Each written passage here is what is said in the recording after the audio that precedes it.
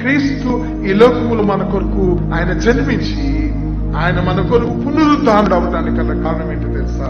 మనకు రక్షణ అనుభవాన్ని దేవుడు అనుగ్రహించడానికి క్రీస్తునందు విశ్వాసం ఉంచి మనకున్న రక్షణ ఆశీర్వాదము మనం ఏం చేయాలంటే పౌలు వై ఇతరులకు మనం తెలియజేయాలి. స్వార్థను మనకే మనము పరిమితం చేసుకోకూడదు.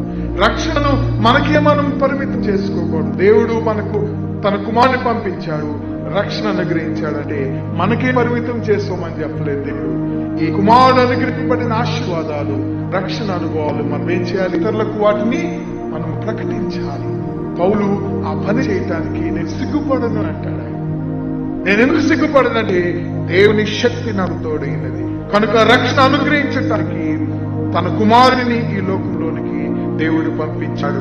మనం క్రీస్తునందు విశ్వాసం ఉంచుట ద్వారా మాత్రమే మనకు రక్షణ కలగదు.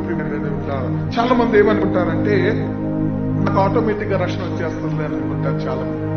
అందుకనే చాలా మందిలో ఉన్నటువంటి అపోహ ఏంటంటే నేను సంఘంలో సభ్యత్వం కలిగి ఉన్నాను కనుక నాకు రక్షణ వస్తుంది అని అనుకుంటాను.